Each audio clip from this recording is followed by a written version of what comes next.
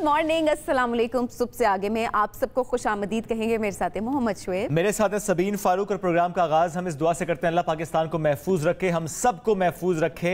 कल रात जो जल्जला आया, उस जल्जले की खबर से पहले बात करते हैं। It was scary, it was really scary. और सबीन बच्चों के साथ बैठे हुए थे। My daughter, she is 6 years old, इतना डर गई है। और ये जो डर है, जो खौफ है अर्थक्वेक का, इस पर आज हम ज़रूर बात करेंगे। चूँकि कुछ ऐसी अमवात भी रिपोर्ट हुई हैं, जिसमें इस्लामाबाद से भी एक डेथ रिपोर्ट हुई है, हार्ट अटैक, चूँकि वो सीढ़ियाँ उतर रहे थे। और वो जो डर और खौफ होता है ना, उसकी वजह से हम देखते हैं कि बिल्कुल शुएब, जहाँ पर आप डर और खौफ की बात करें, 2 नौजवानों ने बिल्डिंग से छलांग भी लगा दी। इस वक्त वो हॉस्पिटल में एडमिट है, उनका इलाज चल रहा है। अब ऐसे में सिर्फ दुआई की जा सकती है, बिकॉज नागहानी आफत कहा जाता है, जिसका पता नहीं होता आपको। लेकिन एकदम से वो जो झटका था शुएब, उसने सबको हिला दिया। और बेशक वो बहुत कम टाइम के लिए था, जो भी यकीनन बहुत सारी जगहों पे जहाँ पर कच्चे मकामात हैं या जो बहुत ऊंची बिल्डिंग है, ऊंचे फ्लोर्स पे रहते हैं लोग, तो ऑब्वियसली उनके लिए तो और ज्यादा स्केरी होगा। और ये हम दिखा भी रहे हैं, जो दरारें पड़ी हैं, वो चाहे सवात हो, वो चाहे इस्लामाबाद हो, कुछ और इलाके, वहाँ पर कई इमारतें ऐसी हैं जहाँ पर दरारें पड़ी हैं। और इससे मुतालिक हम पढ़ भी रहे थे कि जब पाकिस्तान की हम बात करते हैं, और पाकिस्तान में जो अर्थक्वेक्स आते हैं या आ सकते हैं फ्यूचर में, जब उसकी बात करें, पाकिस्तान एक फॉल्ट लाइन के ऊपर, प्लेट्स कि जिस तरह की प्लेसमेंट है, पाकिस्तान फॉल्ट लाइन के ऊपर, सोमियानी से वो फॉल्ट लाइन पाकिस्तान में दाखिल होती है, पूरा बलूचिस्तान, फिर रावलपिंडी, इस्लामाबाद, उसके बाद सीधा गिलगित बल्तिस्तान तक, यानी पूरा केपी। तो 50% हिस्सा पाकिस्तान का फॉल्ट लाइन के ऊपर है। इसलिए कहा जाता है कि पाकिस्तान में ज़लज़ले ज़्यादा आ सकते हैं। उसमें भी कहा जाता है सबीन कि जो अपर एरियाज़ हैं, जो माउंटेनियस रीजन हैं, वहाँ पर ऐसी एक्टिविटीज़ के चांसेस ज़्यादा हैं। तो हम ये दुआ कर सकते हैं पाकिस्तान को अल्लाह महफूज रखे। और अगर पाकिस्तान के हम नुकसान की बात करें, ज़ाहिर है, जब कल सवात की हमने बात की है, इस्लामाबाद की कुछ इमारतों का जिक्र किया है हमने, 11 का जिक्र किया है, ऐसे में आप भी हमसे ज़रूर रब्ता कीजिए। चूँकि ज़ाहिर है कोई खुदा न खासा नुकसान हुआ तो उसमें वक्त लगता है मालूम होने में, वक्त लगता है मालूम होने में। तो आप हमें भेज सकते हैं अगर आपका कोई नुकसान हुआ है, क्योंकि डेफिनेटली बात करेंगे तो पता चलता है, जब तक आप दिखाएंगे नहीं, क्योंकि सारे इलाकों में क्या हो रहा है, आपके छोटे छोटे इलाके हैं, कुछ भी है, तो डेफिनेटली अगर वहाँ नहीं पता तो आप वो नुकसान यहाँ पे बता सकते हैं। लेकिन दुआ हमेशा यही है कि सब सलामत रहें, सब महफूज रहें, अपना बहुत ख्याल रखें। और ऐसे में शुएब, एक चीज़, जिस तरह से हम 2 नौजवानों की भी बात कर रहे थे कि उन्होंने बिल्डिंग से छलांग लगा दी, तो महफूज जगह पर जाकर जरूर खड़े हो जाए। पैनिक उस टाइम पे नहीं करना, क्योंकि हो सकता है कि जल्जले से इतना नुकसान आपका ना हो, लेकिन उस टाइम पे जो आप स्टेप ले रहे हैं उसमें आपका ज़्यादा नुकसान हो जाए। तो ख्याल करें, होशो हवास में रहे। यकीनन उस टाइम पर बहुत मुश्किल होता है, सबके लिए बहुत मुश्किल होता है। सबकी कोशिश होती है कि वो बिल्डिंग से बाहर निकले, किसी खुली जगह पर जाएँ, लेकिन एहतियात के साथ, किसी को नुकसान नहीं पहुँचाना, अपने आप को नुकसान नहीं पहुँचाना। बिल्कुल। चलें जी, तो हमने बात किया है जल्जले से मुतालिक, अब जरा बढ़ते हैं आगे। और आज का दिन इसलिए भी अहम है, कल जिस तरह हमने देखा कि सऊदी अरब में चांद देखने के लिए ज़ाहिर कमेटी इकट्ठी, बट चांद नज़र नहीं आया सऊदी अरब में। और आज पाकिस्तान में रोयत हिलाल कमेटी का इजलास होना है पेशावर में। तो हम ये कह सकते हैं सबीन कि आज पेशावर ये तय करेगा कि कल सुबह से आगे प्रोग्राम 10 बजे होगा या कि हम किसी और टाइम पर सामने आएंगे। ये बात तो है। अभी तो फिलहाल सूरज है पेशावर में, देखा जाएगा कि आगे शाम में क्या होता है। जब मौसम, जब चांद देखा जा रहा होगा तो उस टाइम पे मौसम क्या करता है हमारे साथ, एक्चुअली हमारे साथ, बिकॉज हम तो स्टैंड बाय पे हैं कि सुबह हमने शो करना है। हमने बताया बेसिकली ये जो बादल आपको नजर आ रहे हैं ना, इन बादलों के पीछे चांद छुपा हुआ है। अब जरा उसकी एज डिफाइन करते को नजर आएगा, नजर नहीं आएगा। पेशावर की जो कि आपने बात की सबीन, तो बाकी शहरों का मौसम कैसा है वो प्लीज बता दें। उसके बाद हम इस टॉपिक पर आएंगे और टॉपिक्स के साथ साथ कि कितने फीसद चांसेस हैं। बिल्कुल, प्रोग्राम में आगे चल के बात करेंगे इस बारे में। अब जरा आपको मौसम का हाल बताते चले कि बाकी शहरों में आज क्या मौसम है। सबसे पहले इस्लामाबाद की बात करेंगे। इस्लामाबाद में कम से कम 15 डिग्री सेंटीग्रेड है और ज्यादा से ज्यादा 25 डिग्री सेंटीग्रेड है। जनाब, कम से कम दर्जा हरारत 15 नहीं है बल्कि 14 डिग्री सेंटीग्रेड है इस्लामाबाद में। और मौसम जो है वो अनप्रेडिक्टेबल है, क्योंकि अभी सुबह जब मैं आ रही थी तो थोड़ा थोड़ा सूरज ज़रूर था, लेकिन साथ साथ बादल भी थे, जिसका मतलब ये है कि बारिश भी हो सकती है। बारिश का इम्कान है इस्लामाबाद में। लाहौर की बात करें तो लाहौर में कम से कम 15 डिग्री सेंटीग्रेड है और ज़्यादा से ज़्यादा 25 डिग्री सेंटीग्रेड है, और वहाँ पर भी बादल के आज। कराची की बात करें तो कराची में कम से कम 20 डिग्री सेंटीग्रेड है और इस वक्त वहाँ पर बारिश हो रही है, और ज़्यादा से ज़्यादा जो है वो 30 डिग्री सेंटीग्रेड है। कराची में आज बहुत ज़्यादा इस वक्त बारिश हो रही है। अच्छा जी, पेशावर की बात करेंगे तो कम से कम 15 डिग्री सेंटीग्रेड है और ज़्यादा से ज़्यादा पेशावर में 27 डिग्री सेंटीग्रेड है। यहाँ पर इस वक्त मौसम बिल्कुल क्लियर है, मतला साफ़ है। देखते हैं कि शाम में क्या होता है, मौसम शाम तक हमारे साथ क्या करता है, चांद नज़र आता है या नहीं आता। अच्छा, कोयटा की बात करें तो कोयटा में कम से कम 8 डिग्री सेंटीग्रेड है आज और ज़्यादा से ज़्यादा 21 डिग्री सेंटीग्रेड है और वहाँ पर भी बारिश हो रही है। तो जनाब, मौसम तो बहुत ही डाइवर्स है एक तरह से हम कहेंगे, है ना? वैरायटी, मौसम में भी वैरायटी है। मौसम में वैरायटी आई है। वैसे इस वीकेंड पे भी खासी वैरायटी थी। वीकेंड पे खासी वैरायटी थी, गर्मी थी, कहाँ वैरायटी थी। नहीं, कराची में देखे ना बारिश थी। जहाँ आप गए, यानी थर की बात हम करते हैं, थर में मौसम कदरे बेहतर था, वरना थर में बहुत ज्यादा गर्मी होती है। लेकिन थर कितना बदला है सबीन, आपने देखा? आपने फर्स्ट टाइम विजिट किया? मैंने फर्स्ट टाइम विजिट किया थर और मेरा बहुत ही ज़बरदस्त एक्सपीरियंस रहा, क्योंकि हमेशा जब थर की बात आती है तो आ रहा होता है कि जी खुश्का है वहाँ पर, एक डेजर्ट है, खुश्कसाली है। लेकिन साथ साथ जब हमने वहाँ जाकर एक्सपीरियंस किया तो मैं हैरान रह गई कि वहाँ तो अब पौधे भी उग रहे हैं। एलोवेरा हमने एक्सपीरियंस किया, वो वहाँ पे उगा हुआ था। इसके अलावा ख़वातीन को वहाँ देखकर मैं बहुत खुश हुई कि किस तरह से ख़वातीन एम्पावर हुई वहाँ पे। चले, तो थर हम गए, थर का विजिट आपके साथ शेयर करते हैं। हम कहाँ कहाँ गए, क्या क्या हमने देखा और थर कैसे बदल सकता है पाकिस्तान, देखते हैं। अस्सलाम वालेकुम जी, हम इस वक्त मौजूद हैं थरपाकर में और यहाँ पर भी मेरे साथ है मोहम्मद शुएब, मेरे साथ सबीन फारूक और हम हैं आपके साथ इस इलाके में थर, जहाँ की खुश्क साली, जहाँ का सख्त मौसम, यहाँ के मसाइल, गुर्बत, वो सब अपनी जगह। लेकिन सबीन, आज हम इस सब पर बात करने नहीं आए। आज हम बात करने आए हैं एक पॉजिटिव चीज़ के बारे में। वैसे बहुत सारी पॉजिटिव चीज़ें हैं जो कि हम साथ साथ आपको दिखाएंगे भी, बताएंगे भी, और कुछ ऐसी चीज़ें हमने एक्सपीरियंस की हैं यहाँ पे। हम चाहेंगे कि कैमरे की आंख उसको रिकॉर्ड करे और वो हम आपको भी दिखाते रहे। और जब सबीन हम बात थर की कर रहे हैं, चलते हैं इस तरफ को। चुके बिल्कुल जी, जैसे जैसे हम इस तरफ आते जाएंगे आप देखेंगे हमारे बैकग्राउंड में कोयला, कोयले की कान, सुना था ना आपने? आज हम देखने आए हैं कोयले की एक्सट्रैक्शन, यानी प्रोडक्शन ऑफ कोल। इसकी हम बात करें, 175 बिलियन टन के रिजर्व्स हैं सिर्फ थर में। और जब बात हम थर की कर रहे हैं सबीन, इस कोल से सस्ती बिजली बनाना ये बड़ा आसान, लेकिन जो कहते हैं कि जो बिजली प्रोड्यूस होगी कोल से, उससे इन्वायरमेंट पोल्यूट होगा। हम थर से कोयला ले रहे हैं, लेकिन हम एग्जैक्टली हम थर को दे क्या रहे हैं, क्वेश्चन ये है। और यहाँ पर जिस तरह से लेबर्स काम कर रहे हैं, ये ड्राइवर्स काम कर रहे हैं, ड्राइवर से मुझे याद आया, यहाँ पर जनाब थर में, थरपाकर में, जहाँ पर आप इमेजिन भी नहीं कर सकते, क्योंकि बहुत सारी ऐसी चीज़ें होती हैं जो कि हमने सिर्फ अज्यूम की हुई होती हैं कि नहीं ये ऐसे है और ये ऐसे ही हो सकता है। तो स्टीरियोटाइप्स ब्रेक किए यहाँ की ख़वातीन ने। यहाँ पर इस वक्त कोयले की कान में तमाम ट्रक ड्राइवर्स काम करी हैं ख़वातीन। यस, तो आज हमारी कोशिश ये होगी कि हम ख़वातीन की बात करें, थरी ख़वातीन किस तरह इस सख्त मौसम में पाकिस्तान के लिए कंट्रीब्यूट कर रही हैं। इसकी प्रोडक्शन से लेकर और बहुत से इदारों में जिस तरह थरी ख़वातीन और थरी की बच्चियाँ, उसकी अगर हम बात करें जो स्कूल में जा रही हैं, जिनके मसाइल अब हल होते चले जा रहे हैं। तो आज ये खुसूसी एपिसोड, ये खुसूसी सेगमेंट थर की ख़वातीन के नाम।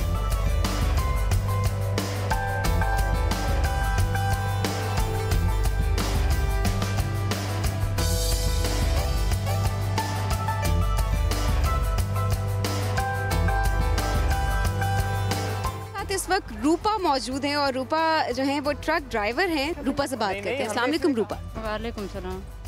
रूपा, कैसे ख्याल आया कि मैंने ये अनोखा काम ही करना है, क्योंकि बहुत सारी फीमेल्स हम नहीं देखते कि वो ट्रक ड्राइविंग की तरफ आती हैं, आपने कैसे सोचा? मैडम, हम तो देखने के लिए आए थे और देखा कि ये लेडीज ये ड्राइविंग सीख रही है तो इसमें आसान हो जाएगा और बच्चों तालीम हासिल करेगी। तो उस वजह से हमने यही सोचा और हिम्मत आपकी की है। हमने ड्राइविंग सीखी और बच्चे अभी तालीम हासिल कर रहे हैं। रूपा, कितना टाइम लगा ड्राइविंग सीखने में? गाड़ी सीखने में तो हम कहते हैं चले हफ्ता लग जाता है, फिर रोड प्रैक्टिस होती है। ट्रक सीखने में कितना टाइम लगा? मैडम, पहले तो यही रूल नहीं था, तो पहले तो मुश्किल थी। हमने 1.5 साल टाइम लगाया और अभी तो 6 मंथ 4 मंथ में सीख जाते हैं, क्योंकि ये हमारी ख़वातीन है, वे ये घर पे बैठी है, ये बाहर नहीं निकलती है, नहीं लिखी पड़ी है, तो उनको बहुत मुश्किलात है। अच्छा, घर वालों की तरफ से कोई रुकावट आई? कहा गया कि रूपा ये क्या करने जा रही हो, टीचिंग करो या बाकी कोई काम करो, ट्रक ड्राइविंग क्यों कर रही हो? मैडम घर वाले तो इजाज़त दिए और जो गांव की लोग हैं वो बहुत सारा कहती है, तो हम उनको नहीं ध्यान नहीं देते हैं। हम खुद ही आपका काम करते हैं और बच्चों की तालीम हासिल करने के लिए हम किसी की नहीं सुनते हैं। रूपा, आपकी उम्र कितनी है रूपा? मैडम मेरी उम्र 38 साल है। अच्छा, कितने बच्चे हैं आपके? 4 बच्चे हैं। रूपा, आप जो काम कर रही हैं वो पूरे पाकिस्तान की ख़वातीन आप पर फ़ख्र महसूस करती हैं कि रूपा जैसी ख़वातीन हैं जो कि स्टीरियोटाइप्स ब्रेक करती हैं। हमारी सोसाइटी, हमारा कल्चर, जो बहुत सारी चीज़ें हमने खुद से बना दी हैं कि ये ख़वातीन नहीं कर सकती, वो ख़वातीन नहीं कर सकती, तो रूपा उन सब ख़वातीन के लिए एक मिसाल है कि ख़वातीन अगर चाहें तो कुछ भी कर सकती हैं। लेकिन ये चीज़ भी बहुत ज़रूरी है कि इनको एम्पावर किया जाए, इनको अपॉर्चुनिटीज़ प्रोवाइड की जाए। अगर अपॉर्चुनिटीज़ प्रोवाइड नहीं की जाएंगी तो जाहिर सी बात है कि ख़वातीन आगे नहीं पहुँच सकेंगी। रूपा, गुड लक।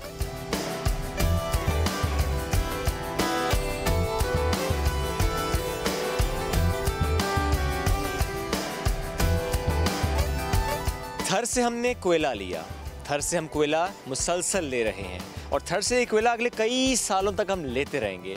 हम थर को क्या दे रहे हैं, हम थर को क्या देते चले जाएंगे, इस पर थर फाउंडेशन के जनरल मैनेजर फरहान अंसारी सब साथ मौजूद हैं, उनसे बात करेंगे। अस्सलाम वालेकुम जी। थैंक यू वेरी मच जी, बहुत अच्छा सवाल है। सबसे बड़ा जो चैलेंज था ये था कि यहाँ पर फ्लावर प्लांट्स लगाने थे, माइनिंग करनी थी, लेकिन यहाँ पर स्किल्ड मैन पावर नहीं थी। ऐसे लोग नहीं थे जो कि पाइप फिटर्स हों, स्कैफोल्डर्स हों, मैसन्स हों, जो कि इतनी बड़ी डेवलपमेंट कर सकें।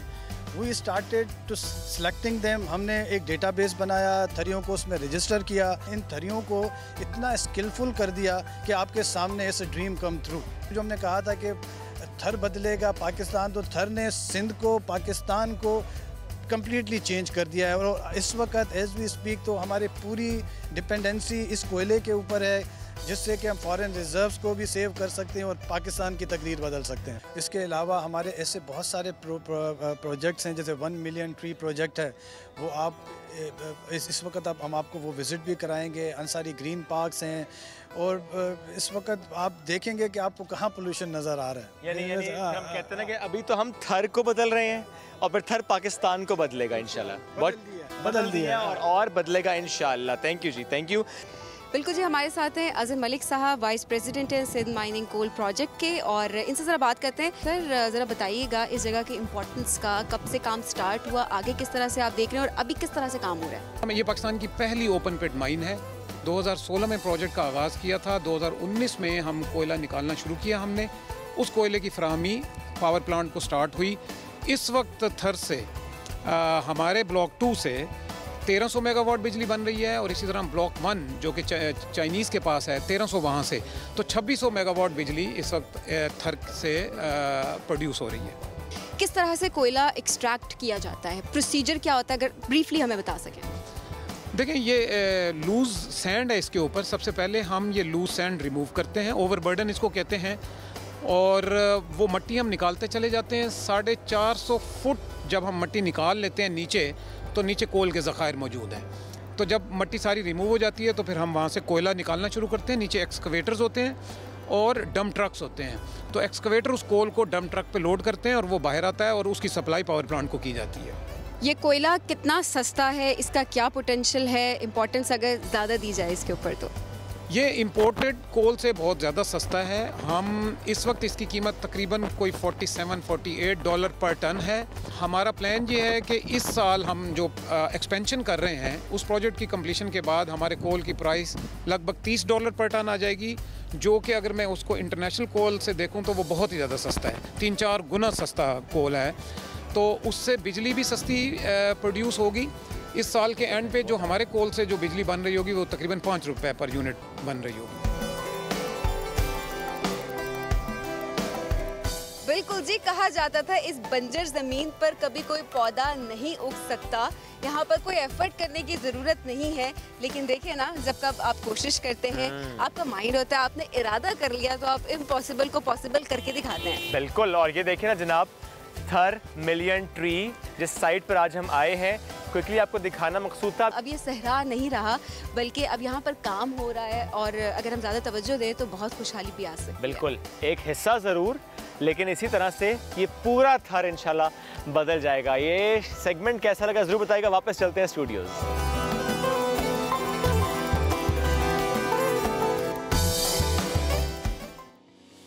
थर बदलेगा पाकिस्तान इंशाल्लाह। थर की बात हमने की, क्विकली बढ़ते हैं आगे और अगले मौजू की तरफ जाते हैं जो कि आज का सबसे अहम मौजू है। चांद नजर आएगा या कि नजर नहीं आएगा, कल रोजा होगा या रोजा नहीं होगा, कल ये शो होगा या कोई ट्रांसमिशन होगी, सबसे आगे सुबह होगा या नहीं होगा, या शाम की इफ्तार ट्रांसमिशन होगी। तो इसका फैसला पेशावर में होना है। रमजान मुबारक का चांद देखने के लिए मरकजी रोयत हिलाल कमेटी का इजलास आज पेशावर में होगा और गुज़श्ता रोज रोयत हिलाल रिसर्च काउंसिल के सेक्रेटरी जनरल खालिद एजाज मुफ्ती साहब, उन्होंने कहा था कि नया चांद मंगल और बुध की रात 10:23 पर पैदा होगा, यानी वो पैदा हो चुका। इसलिए बुध यानी आज शाम चांद वाज़े दिखाई देने का इम्कान कम है। ताम पाकिस्तान में अगर कहीं मतला साफ हुआ तो वहां चांद की रुयत हो सकती है। आज चांद नजर आने के कितने इम्कानात हैं, बिलखुसूस पेशावर में, चूंकि इजलास वहां पर हो रहा है। एग्जैक्टली तो इसी तमाम हालात में सूरत हाल को जानने के लिए, जिसकी कश्मकश में हम सब हैं इस वक्त, हमारे साथ मौजूद है जी महकमा मौसमियात के डायरेक्टर सरदार सरफराज साहब, जो कि स्पेशली रुके हैं इस्लामाबाद, चूंकि जा रहे हैं पेशावर इस इजलास में। अस्सलाम वालेकुम जी। वालेकुम अस्सलाम, थैंक यू सर। क्या कितने इम्कानात हैं आज चांद दिखने के, मौसम का क्या हाल रहेगा, क्या चांद नजर आएगा? देखिए, चूँकि ये मरकज़ी रोयत हिलाल कमेटी का एक तरह से डोमेन है, अनाउंस तो उन्होंने करना होता है और वो बुनियादी तौर पे शहादतों के पेश की मतलब एक तरह से शहादतें आने के बाद ही फ़ैसला करते हैं। जो कैलकुलेशन है उसके हिसाब से हम कह सकते हैं कि इम्कान है कि शायद नज़र आ जाए, लेकिन उससे सब्जेक्ट टू क्लियर वेदर के अगर मौसम साफ़ रहता है, परफेक्ट कंडीशंस हो, अगर एटमॉस्फेरिक कंडीशंस यानी कोई ऐसे बिल्कुल हल्के बादल भी ना हो और हेजीनेस ना हो सामने। लेकिन आपको पता है कि पिछले 3-4 दिन से जो वेदर चल रहा है पूरे पाकिस्तान में, हर जगह पे वक्फे से कहीं बादल होते हैं, कहीं बारिश हो जाती है, इस तरह से चल रहा है। तो आज भी मुल्क के बेशतर हिस्सों में मैं मौसम के हद तक बता सकता हूँ आपको कि ज़्यादातर एरियाज़ में बादल रहने का इम्कान है। बलूचिस्तान के कुछ हिस्से जो ईरान के साथ लगते हैं, चागी डिस्ट्रिक्ट हो सकता है, उधर कुछ जो है ना एरिया, बिलखुसूस चागी डिस्ट्रिक्ट और सिंध के कुछ एरियाज़, अपर और ईस्टर्न सिंध, वहाँ पर इतने ज़्यादा गहरे बादल नहीं होंगे। तो अच्छा। हाँ जी, वहाँ पर इम्कान हो सकता है देखने का, लेकिन वही कि बादल बेशक ना हो, लेकिन फिर आगे कंडीशन जो है ना परफेक्ट हो, यानी हेजीनेस ना हो, डस्ट ना हो, इस टाइप की चीज़ें ना हो, सही फिजा बिल्कुल क्लियर हो, तो फिर इम्कान हो सकता है। लेकिन जब ये तय होता है सर कि अच्छा इस शहर में हमने चांद देखने के लिए इजलास मुनक्किद कराना है, तो उसमें आप लोगों से पूछा जाता है कि अच्छी कहाँ मुनक्किद कराया जाए इजलास, कहाँ पर चांसेस ज़्यादा? हमने खुद कहा कि पेशावर में तो बादल है, आपने बात की बलूचिस्तान की कि वहाँ मतला साफ़ है, तो फिर ये डिसाइड करना कि अच्छा कहाँ पर इजलास हो, ये बड़ा अहम हो जाता है। वो तो खैर एक तरह से इनका मरकज़ी रोयत हिलाल कमेटी का और महकमा औकाफ़ का, आपको बताया, जो बिलखुसूस वज़ारत मज़हबी उमूर है वो तय करती है कि कौन सी मीटिंग कहाँ किस शहर में रखनी है। तो पिछले 2-3 साल से ये रवायत उन्होंने शुरू की है कि पेशावर से ही एक तरह से तनाज़ा होता था तो वहीं इजलास किया जाए मरकज़ी कमेटी का, और जो प्राइवेट या निजी लोग तौर पे जो देखते हैं उनको भी ऑन बोर्ड लिया जाए। तो कोशिश असल में ऑन बोर्ड हैं वो लोग, अब किस हद तक है ये तो आज शाम को पता चलेगा, लेकिन ये की कोशिश है। मौसम की हो रही है तो बन्नू और आसपास का जो इलाका है वहाँ का मौसम कैसा होगा, वहाँ चांद नजर आने के इम्कानात होते हैं?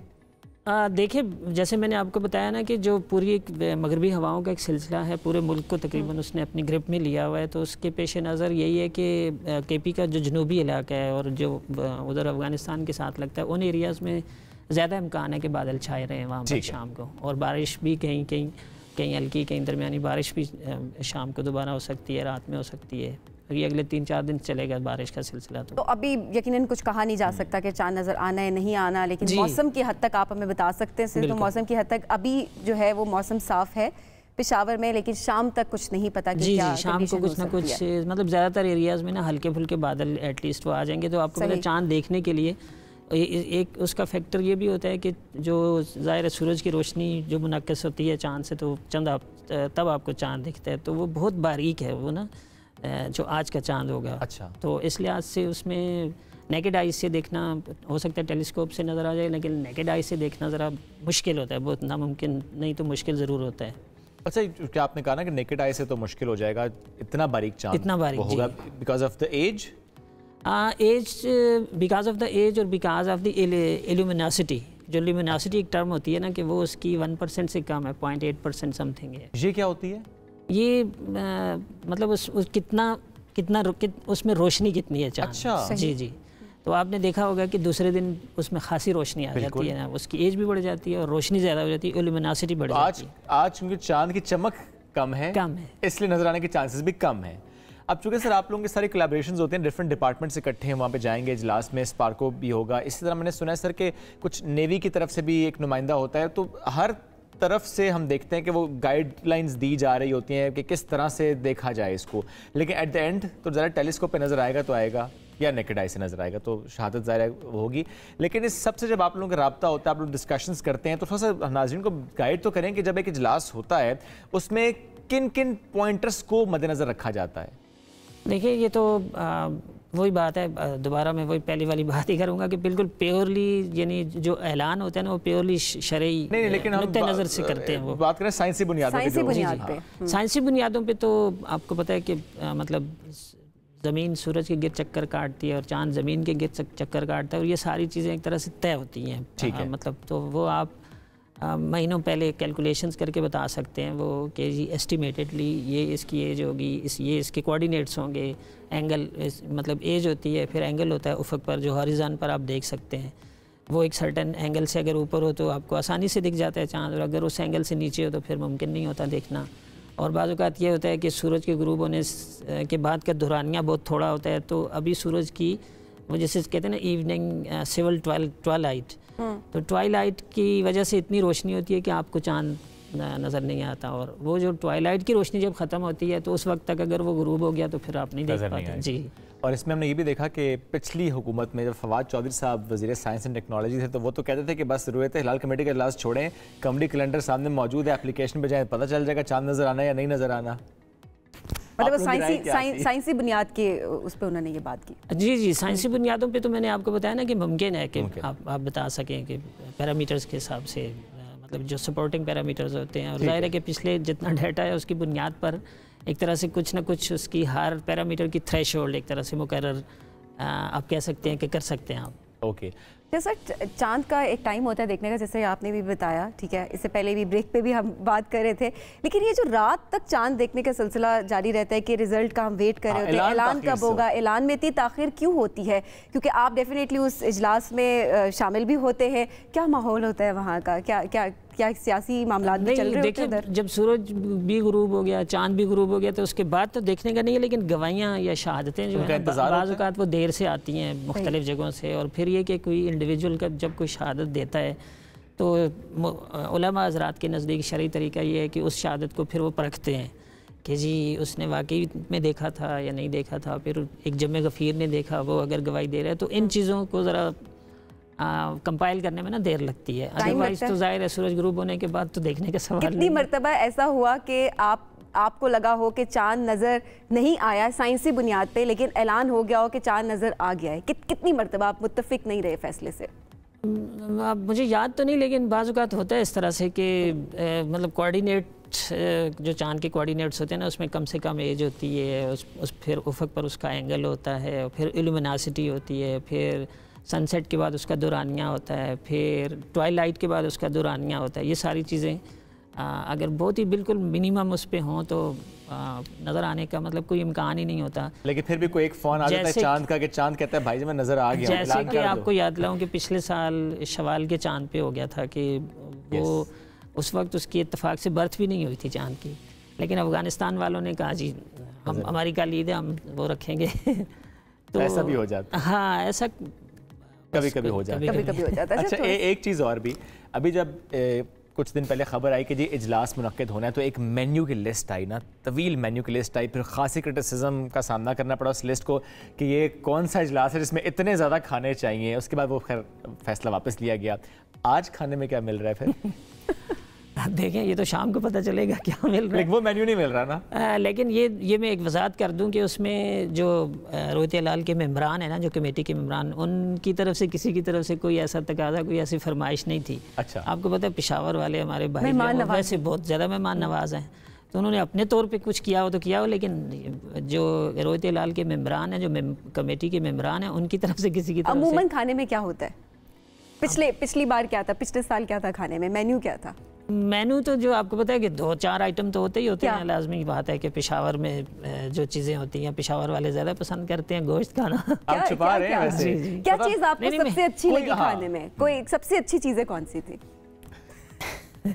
वो तो देखिए मुख्तलिफ डिशेज होती है ना, पुलाव होता है और आपके साथ बिरयानी हो गई और बिरयानी हो गया। आज आपका क्या दिल है कि आज पेशावर है, डेफिनेटली खाने आपको पता है, मेहमान नवाजी, क्या आप एक्सपेक्ट करें कि हाँ ये हो जाए तो बहुत अच्छा हो जाए? मैं तो खाने का वैसे ही बहुत ना रेसिया हूँ ना मैं शौकीन हूँ, मुझे तो कुछ भी मिल जाए तो दाल कुछ भी मिल जाए। वैसे सारे मेंबर्स कोई इशू ही नहीं है, कोई इशू नहीं, लेकिन देखिए आप तो चले नहीं है इतने फूडी, बट मेंबर्स में कोई एक ऐसा मेंबर है जो कहता हो कि यार खाना तगड़ा होना चाहिए? नहीं, कभी किसी ने नहीं कहा। ठीक है, चलिए वापस चांद पे आते हैं। हमने गुफ्तगू किसी और डायरेक्शन में हम ले गए थे, लेकिन बहरहाल चूंकि वो एक खबर बनी थी उसमें आपने क्लैरिफाई भी किया कि आप लोगों में से किसी की कोई डिमांड नहीं होती कि खाना इतना एक्सटेंसिव होना चाहिए। वो तो मेहमान नवाजी होती है सिर्फ, जो कि अच्छी बात है। वो तो मेहमान नवाजी होती है। अच्छा, इसके साथ साथ चूंकि मरकजी रोयत इलाल कमेटी का इजलास हम कह रहे हैं पेशावर में, क्या इसके अलावा भी इजलास हो रहे हैं? जी, जोनल कमेटियां तो हर बड़े शहर में बैठती है ना, कराची में भी हो रहा है, हाँ, कोयटा में भी हो रहा है। बिल्कुल, कराची में हो रहा है, कोयटा में हो रहा है, इस्लामाबाद में जोनल कमेटी का अलग इजलास होता है, लाहौर में होता है, और पेशावर में तो फिर ज़ाहिर मरकज़ी का होता है। पेशावर में मरकज़ी और पेशावर की जोनल दोनों एक जगह बैठती हैं फिर उस आज के दिन। बिल्कुल ठीक है जी। चलिए, तो चांद की सारी बात हो गई। अब चूंकि आगाज़ मौसम की बात से होता है, तो अब ज़रा मौसम पर आ जाते हैं। अभी हम देख रहे हैं इस्लामाबाद में मौसम ज़बरदस्त है, कल भी बड़ी ज़बरदस्त बारिश हुई, उससे पहले भी हम देखते रहे कि यालाबारी भी हुई है। बल्कि कल मंडी बहाउद्दीन की हमने फोटोज़ देखी, वहाँ पे तो इतने ज़्यादा ओले पड़े कि ऐसे लग रहा था जैसे बर्फ़बारी का समा है। तो ये एक्सपेक्टेड था इस तरह का वेदर सिस्टम कि इस कदर ताकतवर सिस्टम होगा कि ओले पड़ेंगे और ऐसे पड़ेंगे बर्फ़बारी का समा लगेगा? बिल्कुल एक्सपेक्टेड था, फोरकास्ट में दिया हुआ था, लेकिन जाहिर है कि जितना आप एक्सपेक्ट कर रहे होते हैं बाज़ औक़ात उससे ज़्यादा हो जाता है, यानी उसकी इंटेंसिटी बढ़ जाती है और उसका एरिया भी बढ़ जाता है, ज़्यादा एरिया पे हो जाता है। तो स्प्रिंग सीज़न में होता है ये, इसके चांसेस होते हैं। बेसिकली ये होता है कि जो आपका थंडरी क्लाउड्स होते हैं ना, जो जिनमें गरज चमक होती है जिन बादलों में, तो थंडर सेल्स में यक वक्त एक अप ड्राफ्ट होता है और एक डाउन ड्राफ्ट होता है विंड्स का। तो जो अप ड्राफ्ट होता है ना, बाज़ औक़ात वो मॉइस्चर को वो विंड्स इतना ऊपर ले जाती हैं कि फ्रीजिंग लेवल से ऊपर चला जाता है, और वहाँ जाके वो सॉलिड फॉर्म एक्रीशन की वजह से, आइस एक्रीशन की वजह से सॉलिड फॉर्म इख्तियार कर लेता है, और फिर ग्रेजुअली उसका साइज़ बढ़ता जाता है, तो वो फिर बादल होल्ड नहीं कर पाता अपने अंदर, तो एज ए हिल वो नीचे गिरता है। तो इस तरह की ज़ाहिर है कि जब ज़्यादा डेंस क्लाउड मास हो, ज़्यादा ऊंचे क्लाउड्स हों और बहुत फ्रीजिंग लेवल से ऊपर तक मॉइस्चर उन अप ड्राफ्ट्स की वजह से चला जाए, तो वो फिर अच्छा, रमज़ान में मौसम कैसा रहेगा? क्या गर्मी की शिद्दत बढ़ सकती है? रोज़े कैसे सबके गुजर सकते हैं? देखिए, रमज़ान का पहला अशरा तो बिल्कुल इंशाल्लाह ठीक रहेगा। वैसे आपको याद होगा कि पिछले साल तो मार्च के वस्त से बड़ी गर्मी पड़ना शुरू हो गई थी, लेकिन इस दफ़ा लकीली ये जो बारिशों का सिलसिला शुरू हुआ है तो उसकी वजह से मौसम मुतदिल रह रहा है, कोई इतनी ज़्यादा गर्मी नहीं है, और ये स्पेल जो है 25-26 तक चलेगा मुल्क के तमाम हिस्सों में। कराची में भी? जी, कराची में तो 2 दिन है, आज और कल का दिन। अच्छा, आज की एक्सपेक्टेड बारिश नहीं थी? नहीं, एक्सपेक्टेड थी, फोरकास्ट था। जी बिल्कुल। अच्छा, इतनी तेज़ बारिश एक्सपेक्टेड थी? तेज़ तो नहीं हुई, थोड़ी सी कुछ इलाकों में तेज़ हुई, कुछ इलाकों में थोड़ी सी देर के लिए तेज़ हुई, अदरवाइज तो रिपोर्ट तो वो ट्रेसेस ही हुई हैं, यानी नॉन मीरेबल। जी, लेकिन आगे है, आज आने वाली रात को भी है और कल का दिन भी है, इसी तरह वक्फे से होती रहेगी, किसी दौरान तेज़ स्पेल भी हो सकता है।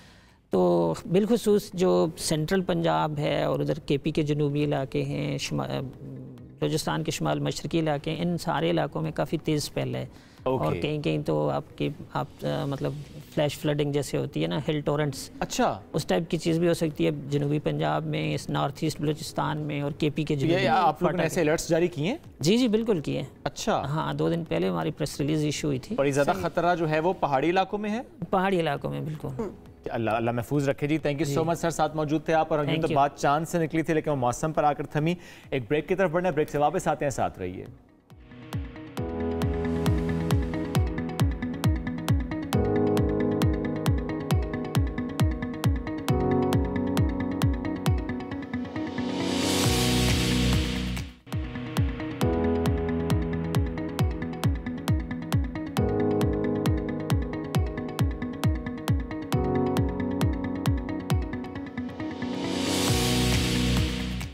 Welcome back after the break. मुल्क की मौजूदा सियासी सूरत हाल की बात करते हैं। इमरान खान साहब के खिलाफ जिस तरह हम देखते हैं आए रोज़ नए मुकदमात, वो खुद कहते हैं जब पेश होते हैं कि इतने मुकदमात समझ ही नहीं आता कहाँ पर पेश हो जाऊं। लेकिन इसके साथ साथ हमने कल भी बात की थी कि मुल्क की जो सूरत हाल है, यानी पॉलिटिकल सिचुएशन है, इसमें कैसे बेहतरी आ सकती है। इमरान खान साहब कहते तो हैं कि हम मिल बैठकर बात करते हैं, लेकिन ये मिल बैठकर बात करना, इसको फैसिलिटेट कौन कर सकता है? कल कमर ज़मान कारा साहब भी साथ मौजूद थे, उन्होंने भी कहा कि बिलावल साहब ने जो बयान दिया कि मिल बैठकर मामलात को हल करते हैं, वो खुद कहते हैं कि खान साहब को मना लें, सब मिल बैठ जाएंगे। सबीन कहते सब हैं मिल बैठकर बात करने, लेकिन मिल बैठने को तैयार भी नहीं है। तैयार कोई भी नहीं है। कल कायरा साहब ने कहा कि उन्होंने बस एक ट्वीट कर दी तो उससे मामलात नहीं हल हो सकते, उनको मजीद भी आगे स्टेप लेने पड़ेंगे। खुद पर्सनली अप्रोच भी करना चाहिए कि बात करने को अगर तैयार हैं तो कोई ना कोई लाहेमल तो सामने आए ना कि हाँ हम बात करना चाह रहे हैं। तो ये अब दोनों तरफ से बातचीत चल रही है, लेकिन इसका मुल्क के ऊपर क्या असर हो रहा है, किस तरह से अमन व अमान की सूरत हाल ख़राब है मुल्क में, किस तरह से हमने जमान पार्क के हालात भी देखे वहाँ पर। और इवन जब भी वो पेश होते हैं अदालत में, अच्छा वो सारे मामला अपनी जगह, लेकिन अब जो एक अहम मामला है जो कि आज 4 बजे पार्लियामेंट का मुश्तरका इजलास है जिसमें हम ये देखेंगे, क्योंकि कहा यह जा रहा है कल जो इजलास हुआ जिसकी कुछ खबरें सामने आई, जो हुकूमती इजलास है कि कुछ ऐसी करारदादें आज पेश की जा सकती हैं कि पूरे मुल्क में एक साथ इंतखाबात हो, यानी ये जो केपी और पंजाब की हम बात करते हैं कि अलग और उसके बाद जनरल इलेक्शंस अलग, तो एक साथ इंतखाबात। सुप्रीम कोर्ट का फैसला हमारे सामने, इलेक्शन कमीशन की बातें हमारे सामने, तो ऐसे में अगर ऐसी कोई करारदाद पेश होती है, मंजूर होती है, तो उसकी क्या इंप्लीकेशन होगी, इस सारे सूरत हाल पर बात करेंगे। सीनियर रहनुमा पीपल्स पार्टी के फैसल करीम कुंडी साहब ज्वाइन कर चुके हैं। अस्सलाम वालेकुम जी, कैसे हैं आप? अस्सलाम वालेकुम जी। सर आज इजलास में क्या होना है? देखें अभी एजेंडा जो है बिस्मिल्लाहिर्रहमानिर्रहीम, अभी एजेंडा पता चलेगा कि क्या होना है, जिसमें आपने करारदाद की बात की है। फॉर एग्जांपल अगर करारदाद आती भी है कि इन टाइम इलेक्शन होते हैं तो then election commission has to do it ना। इलेक्शन तो इलेक्शन कमीशन नहीं करवाना है, हुकूमत ने या पार्लियामेंट तो नहीं कराना। एक करारदाद में एक सिफारिशात आती हैं कि जी आप ऐसा करें। पाकिस्तान भी उस पार्टी इसमें बिलीव करती है कि जो भी कॉन्स्टिट्यूशनली जो चीज़ है उसको हमें फॉलो करना चाहिए। वो 90 डेज़ है, वो 60 डेज़ है, वो 30 डेज़ है, उसको हमें फॉलो करना चाहिए, क्योंकि हम ये बिलीव करते हैं कि इस मुल्क को मुतफ़िक आइन पाकिस्तान पीपल्स पार्टी ने दिया, आइन को अपनी असल शक्ल में बहाल किया। हम कहते हैं जो भी हो कॉन्स्टिट्यूशनली हो, फॉर दी डिस्कशन सेक, हम सिर्फ डिस्कशन के लिए अगर बात करें, क्योंकि पाकिस्तान में जो पॉलिटिकल पोलराइजेशन है इस वक्त, आप 2 सूबों में इलेक्शन करा लेते हैं, अगर हुकूमती इत्तेहाद जीत जाती है, क्या आप मुझे गारंटी देते हैं कि अपोजिशन उस इलेक्शन को मानेगी? और एक डिस्कशन हो रही है, ठीक है। फिर अगर वो आ जाता है चीफ मिनिस्टर पंजाब और खैबर पख्तूनख्वा, और कल प्राइम मिनिस्टर का इलेक्शन होगा, मेन बैटलफील्ड पंजाब होगी, और वो CM क्या इंटरफेयर नहीं करेगा इलेक्शन में, वज़रा नहीं करेंगे। माजी में आप देखें इलेक्शन कमीशन ने इमरान खान कितने लेटर लिखे थे और वज़रा को उन्होंने रद्दी की टोकरी में फेंक दिए। 50,000 या 2 लाख रुपए जुर्माना होता है, वो दे देते, कहते जाओ अपना। तरक्याती फंड भी खर्च होते हैं, सब कुछ होता है, ये एक फैक्ट है, किताबों में नहीं लिखा।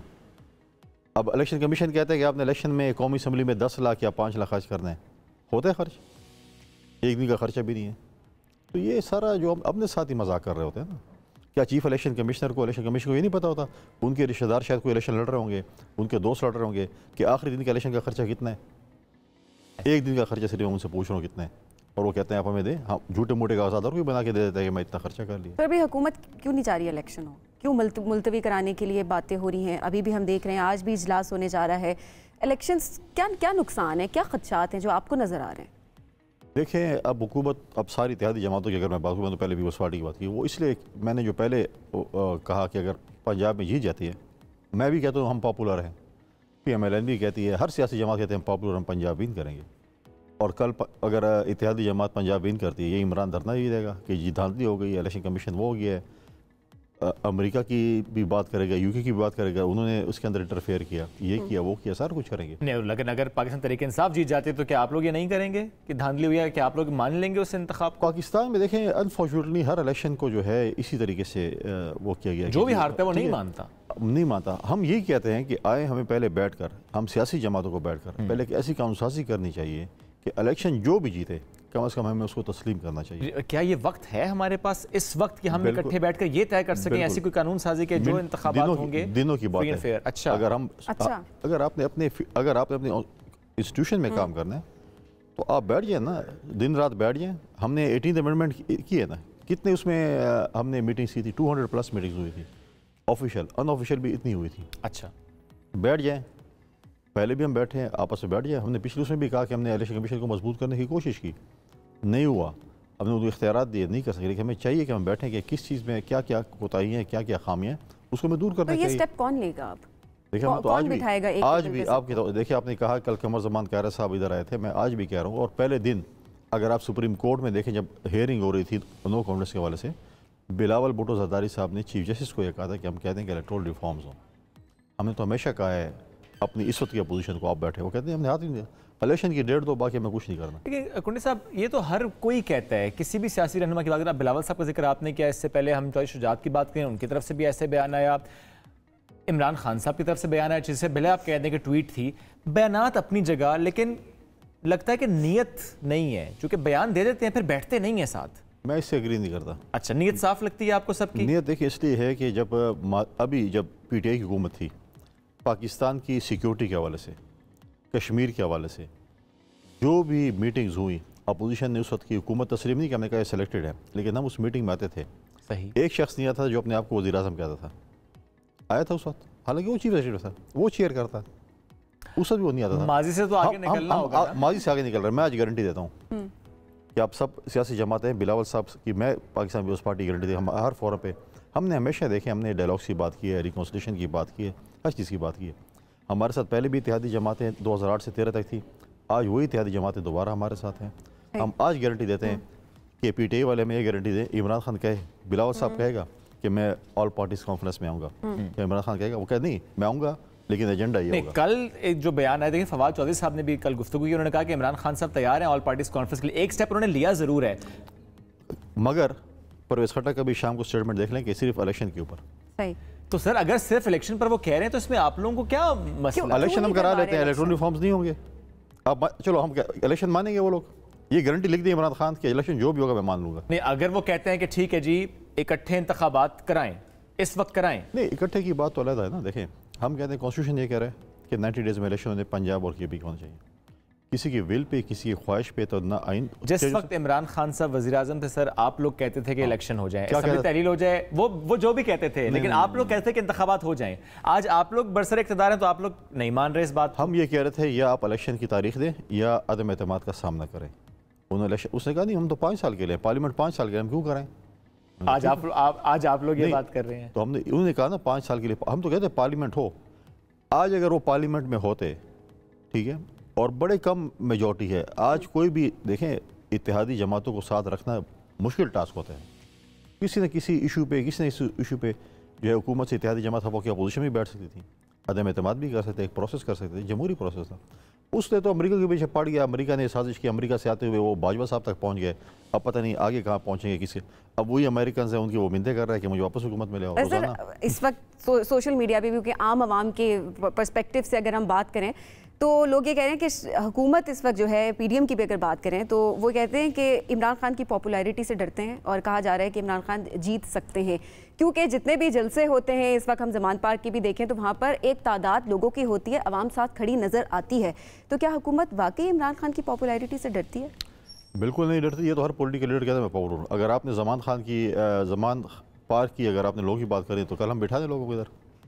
फिर पॉपुलरिटी अगर आपने इस पे फेसबुक पे देखनी है या आपने ट्विटर पे देखनी है या जमान इंतखाबात भी बताते हैं सर, ये सर्वेस भी ये बताते हैं। देखिए मैं आपकी दोनों बातों से एग्री करता हूँ। ठीक है, इलेक्शन तो ज़िमनी इलेक्शन तो फिर कराची में भी हुआ और मुल्तान में भी हुआ, अग्रीड हुआ। पीपल्स पार्टी को जो टास्क मिला, पीपल्स पार्टी के चेयरमैन भी हारे और वाइस चेयरमैन भी हारे। देखें ये ज़िमनी इलेक्शंस का पैमाना नहीं होता, ओके, होता भी है नहीं भी होता। हम कहते हैं बिल्कुल आए मैदान में, ये बातें देखें, ये चीज़ें। आसिफ अली ज़रदारी साहब भी जब कोविड था, आपको याद होगा TV प्रोग्राम में की, हमने बार बार दरख्वास्त दी कि कोविड की वजह से वो बीमार भी हैं, इनको इस्तिस्ना मिलना चाहिए कि वो अदालत में ना आए, लेकिन नहीं मिला। वज़ीर-ए-आज़म यूसुफ गिलानी प्राइम मिनिस्टर थे, सुप्रीम कोर्ट में पेश होने का बहुत सिक्योरिटी प्रॉब्लम्स हैं, हमें कार पोस्ट तक वज़ीर-ए-आज़म को आना चाहिए। उन्होंने कहा नहीं आप बाहर गेट पर उतरेंगे। ठीक है, अब बात यह है कि हम भी, ज़रदारी साहब भी ये कर सकते थे कि हम अगर जाते एहतसाब अदालत और हम भी हज़ारों की तादाद में लोगों को जो कहते हैं आ जाएँ और गेट तोड़कर आप हो जाएँ, हम ये नहीं करते। हमने हमेशा अदालतों का एहतराम किया। हमें अदालतों में बहुत सी रिजर्वेशंस हैं। हमारी बानी चेयरमैन का अदालती कत्ल हुआ, हमारे वज़ीर-ए-आज़म को हटाया गया, जो भी फैसले हुए हमने उनका एहतराम किया, हमने अदालतों के साथ लड़े नहीं, हमने अदालतों का एहतराम किया। हमारी रिजर्वेशन अभी भी मौजूद है। हमारा शेख ज़ुल्फ़िकार भुट्टो का केस नहीं सुना जाता, मोहतरमा शीर का केस नहीं सुना जाता, पाकिस्तान की हर चीज़ का केस सुना जाता है, प्याज, टमाटर, आलू, वाइन की बोतल, सब चीज़ के सुना जाता है इस अदालतों में। लेकिन 2 शख्सियात जो एक मैं कहता हूँ कि पाकिस्तान की पॉलिटिक्स में पाकिस्तान की जमहूरियत बहुत किरदार अदा किया, उनके केस नहीं सुने जाते। लेकिन फिर भी हम अदालतों का फिर भी एहतराम करेंगे हमारी रिजर्वेशन की। अब सब चीज़ों पे आज मैं भी आपकी टिकर देख रहा था कि तोशे खाने की लिस्ट मंगाई जाए, क्या क्या ताइफ मिले, हम तो ये भी कहते हैं ना कि एक वज़ीर यहाँ पर एक जस्टिस भी था जिसने डैम के नाम पे बड़े फंड जमा किए, कितने पैसे जमा हुए और वो पैसे कहाँ खर्च हुए, इसी को जवाब नहीं मिलता। PAC भी अगर मंगाती है रिकॉर्ड, कहते हैं हम आपको देने को तैयार नहीं। लेकिन ठीक है, हम सियासतदान हैं, हम आवाम के जवाब दें, हम जवाब दें और जवाब देते रहेंगे। लेकिन सियासतदानों का हर जमहूरी हक है कि आप पूछें। आप अगर फ़ौजों से पूछेंगे तो आप फिर जो है वो गद्दार हो जाएंगे, अगर आप जजों से पूछेंगे तो फिर आप कहेंगे कंटेम्प्ट ऑफ कोर्ट में आ जाएं, हम लोग चले जाएंगे। लिहाजा हम जवाब दें, हम बिल्कुल जवाब देंगे। लेकिन सवाल तो बनता है, सवाल तो किया जा सवाल भी आप करेंगे, हम जवाब दें। हम कहते हैं हम 22 करोड़ के जवाब दें, हम तो ये नहीं कह रहे हैं। तो अगर 22 करोड़ में एक भी शख्स अगर सवाल करता है तो ये जवाब देना करे, जो भी करते हैं उनके जमहूरी हक है और हम उनको जवाब देंगे। बिल्कुल ऐसा ही है सर। इस वक्त जो अमन अमान की सूरत हाल आपके सामने है, इंतशार किस तरह से फैल चुका है, किस तरह से अमन कायम किया जा सकता है, एक लाइन में अगर आप बता सकें। देखिए, अमन अमान आज नहीं, मैं कई अरसे से आपके प्रोग्राम में कह रहा था कि इस वक्त अमन अमान की सूरत हाल बहुत पहले भी ख़राब से भी ख़राब है, और ख़ासकर खैबर पख्तूनख्वा में जो कि ब्लैक आउट है TV में। आप लोग वो चीज़ें अभी भी नहीं दिखा रहे जो वहाँ पर हमारी सूरत हाल है। खैबर पख्तूनख्वा में मैं भी कह रहा हूँ कि सिचुएशन जो है पिछले कई महीनों से बिल्टअप हुई हैं, लॉ एंड ऑर्डर सिचुएशन बहुत ख़राब है। और आप देखें कि अगर हमारी पोलियो की टीम है, पुलिस के हमले हो रहे हैं, अगर आप मरदमशुमारी की टीमों पे देखें, सिर्फ पुलिस और फ़ौज को टारगेट उन्होंने किया हुआ। और आप देखेंगे जिस तरीके से कल भी एक नाखुशगवार वाक़या मालाकंड की साइड पे कोई नाजिम थे, PTI के थे, उन पे ऐसा हमला हुआ है। हम हमेशा कहते हैं कि इस किस्म की चीज़ें नहीं होनी चाहिए। अमन के लिए हमने बहुत सी कुर्बानी दी, हमारी सिक्योरिटी फोर्सेस ने, पुलिस के नौजवानों ने, आप लोगों ने, मतलब है कि मीडिया के हवाले से अगर कहें उन्होंने दिए हैं, सिविल सोसाइटी ने दिए हैं, पॉलिटिशियंस ने दिए हैं। हम जिस अमन को जो हम लेके आए थे वो दोबारा ख़राब हुआ है। अब मैं इसमें भी पॉलिटिक्स नहीं करूँगा, चलो मॉर्निंग शो है, लेकिन हमें फिर भी बैठ कर अमन के हवाले से फर्स्ट प्रायोरिटीज़ जो है वो लॉ एंड ऑर्डर, अमन पहले होगा, उसके बाद सियासत भी होगी, मीडिया भी चलेगा, सब कुछ चलेगा। और ये जो मिल बैठने की बात हम करते हैं सर, चूँकि फिर बात वहीं पर आ गई ना कि कहते सब हैं लेकिन बैठते नहीं हैं। कौन है जो बिठा सकता है सबको? चूँकि देखें, अगर आप कहेंगे कि हम बिठाते तो वो बाकी जगह पर अना का मसला, जी वो क्यों कह रहे हैं हम कहेंगे और हम बिठाएंगे, वो कहेंगे जी हम कहेंगे और हम बिठाएंगे। एक ऐसा इदारा, एक ऐसा फ़र्द, कौन सा वो फोरम है जो सबको इकट्ठा कर सकता है? देखिए, मैं समझता हूँ कि बड़ी अफसोसनाक अमर है इस मुल्क में कि हम सियासी जमातें जो है ना, वो हम जो है वो खुद फैसले नहीं करते, फिर फ़ौज आती है और वो फैसले करती है। आप तो इशारे कर रहे हैं, मैं आपको क्लियर बताऊँ, फिर वो स्टिक आती है, फिर वो फैसला करती है। ठीक है ना, हम कहते हैं हमें बैठ कर इस मसले का निकालना चाहिए। अगर हम अगर हम अपनी दाढ़ी किसी और के हाथ में देंगे तो हमारे साथ ये शर होगा जो भी हो रहा है। अच्छा, हम कह रहे हैं, मैं आज भी कहता हूँ Pakistan Peoples Party chief executive of Pakistan prime minister को चाहिए, और अभी भी मैं समझता हूँ बहुत लेट हो चुके हैं। एपेक्स कमेटी की मीटिंग हुई थी पेशावर में लॉ एंड ऑर्डर के ऊपर, उसके बाद APC होनी थी और वज़ीर-ए-आज़म आज तक APC नहीं बुला सके। खुदा न खास्ता आप एक और इसके लिए बैठे हैं कि खुदा न खास्ता कोई और ऐसा कोई नाखुशगवार वाक़या पेश है, लेकिन फिर आप बुलाएंगे नहीं, क्यों नहीं हुई APC? मैं भी गवर्नमेंट में हूँ, क्यों नहीं हुई APC? आप कहेंगे जी PTI नहीं आ रही, आप बुलाएं तो सही। PTI नहीं तो कौम देख रही होगी, आप देख रहे होंगे कि यार कौन नहीं, क्या गवर्नमेंट की तरफ से बाकायदा, देखें बयान नहीं, ट्वीट नहीं, क्या बाकायदा तौर पर कहा गया PTI को आए बैठे? PTI को ऑफर हुई, और मैं कहूँगा कि अच्छा अमर था। एपेक्स कमेटी जब पेशावर मीटिंग हुई थी उसमें PTI की नुमाइंदगी हुई थी, उसमें वज़ीर-ए-आज़म कश्मीर आए थे, उसमें चीफ मिनिस्टर गिलगित बल्तिस्तान आए थे। ठीक है, उनकी वहाँ पर नुमाइंदगी हुई थी, वो आए थे। और अभी भी मैं समझता हूँ कि APC कराने में वज़ीर-ए-आज़म साहब बहुत लेट हो चुके हैं, बहुत पहले APC हो जाना चाहिए था जिसमें लॉ एंड ऑर्डर सिचुएशन है। वज़ीर-ए-आज़म साहब की ये एक हो जानी। देखिए, अगर आप कह रहे हैं कि फ़लाँ नहीं आ रहा हूँ, मैं डर रहा हूँ कि जी आप मॉर्निंग शो नहीं करेंगे, फैसल कुंडी साहब नहीं आ रहे हैं, भाई आपका मॉर्निंग शो मेरे बगैर भी हो सकता है। लोग देखेंगे जी वो नहीं आए, क्यों नहीं आए, अब बताएंगे जी हमने दावत दी थी, वो नहीं आए, लेट हो गया, हमें टाइम देकर गायब हो गए, ये हो गया वो गया, एक चीज़ है ना। ठीक है, हम भी कहेंगे देखिए जब कोई नहीं आएगा तो ये कौम तो देख रही है। सर आप लोग इत्तेहादी हैं, वज़ीर-ए-आज़म साहब से कन्विंस करें ना कि बुलाएं। देखिए, मैंने आपके तौर से बता दिया, आप उस पर जो है ना टिकर चला दें, और मैंने पहले भी कहा और होना चाहिए। देखें, बहुत अफसोसनाक बात है कि क्योंकि आप ये समझ रहे हैं कि खैबर पख्तूनख्वा या बलूचिस्तान छोटा सूबा, यहाँ पर दहशतगर्दी होती रहती है और आप ये मीटिंग्स ना करें। APC होनी थी और वो होनी चाहिए। एपेक्स कमेटी की जो है वो आगे उनको जाना चाहिए था, APC बुला लें। ठीक है, नहीं हम यहाँ एक जुमले में कह देंगे फैसल करीम कुंडी साहब ने एक बार फिर दावत दे दी इमरान खान साहब को कि आए पार्लियामेंट में बैठे, और वो वज़ीर-ए-आज़म साहब को बेसिकली कह रहे हैं कि बुलाएं इमरान खान साहब। देखिए, पार्लियामेंट बैठे ना बैठे, आप APC में तो बुला सकते हैं। APC में आप APC में आना चाहिए मुल्क की। देखिए, ये 22 करोड़ आवाम कभी हमें वोट देती है, वज़ीर-ए-आज़म साहब को कन्विंस आप लोगों ने नहीं आएंगे। देखिए, कभी हमें वोट देती है, कभी PTI को देगी, कभी नून को देगी, कभी ये 22 करोड़ आवाम ही वोट देती है ना। आज 22 करोड़ आवाम के ऊपर जो इशू चल रहा है, इकनॉमिकल इशू है, दहशतगर्दी का इशू है, ये इशू है, वो सफ़र कर रहे हैं ना। तो उनके लिए क्या वो नहीं देख रहे हैं कि हम सियासी जमातें क्या कर रहे हैं। एग्जैक्टली सफ़र तो आवाम करी है ना, तो आपकी तरफ से अगर दावत है तो खान साहब से भी हम रिक्वेस्ट करेंगे कि बैठ के बात करें ताकि अमन कायम हो सके। कौम भी डिस्ट्रीब्यूट नहीं होनी चाहिए किसी भी तरह से, अमन की बात हो रही है यहाँ पे, तो वज़ीर आज़म साहब भी इस पे स्टेप बेशक सियासी जमातों के साथ बैठना चाहिए, तभी मसाइल हल होंगे। ब्रेक की तरफ बढ़ते हैं, वापस आएंगे, साथ रहिए।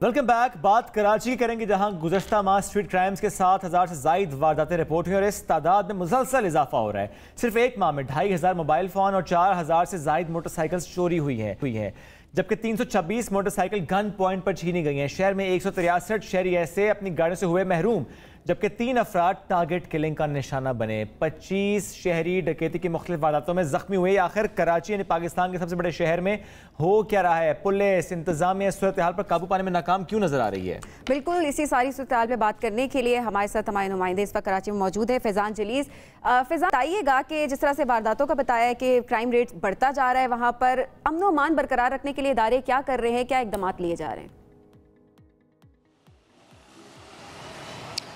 जी बिल्कुल, कराची जो कि माशी हब है और यहाँ पर स्ट्रीट क्राइम की वारदातों में जो वो काफ़ी ज़्यादा इजाफा देखने में आ रहा है। कानून नाफिज करने वाले इदारे बिलखुसूस पुलिस की जानिब से दावे ज़रूर किए जाते हैं, कई स्पेशल जो स्क्वाड हैं वो ज़रूर तश्कील दिए जाते हैं, लेकिन ओवरऑल अगर सूरत हाल का जायज़ा लिया जाए तो रवा साल यानी साल 2023 के इब्तदाई 2 माह की अगर बात की जाए तो काफ़ी ज़्यादा जो है वो जराइम की वारदातों में इजाफा हुआ है। फायरिंग और पुरतशद्दुद वाक़यात में 97 अफराद यानी 97 अफराद को जो है वो कत्ल किया जा चुका है। फायरिंग के वाक़यात में ज़ख्मी होने वाले अफराद की तादाद जो है वो 245 के करीब है, जिसके अंदर डाकुओं की फायरिंग से ज़ख्मी होने वाले 65 शहरी शामिल है, जिनको लूट मार के दौरान मुज़ाहमत पर डाकुओं ने फायरिंग करके जो है वो कत्ल किया। इसी तरीके से अगर पिछले साल के इब्तदाई 2 माह की सूरत हाल का जायज़ा ले तो वहाँ पर काफ़ी ज़्यादा हमें जो है वो रेशो कुछ कम दिखाई देता है। सिर्फ 71 अफराद जो है वो जनवरी और फरवरी साल 2022 में कत्ल हुए थे, और इस वक्त साल 2023 में अगर 2 महीने और ये जो भी मार्च के महीने के कुछ दिन गुजरे इन तमाम तर, यानी कि ये पूरे 3 महीने भी अभी मुकम्मल नहीं हुए और डाकुओं ने जो है वो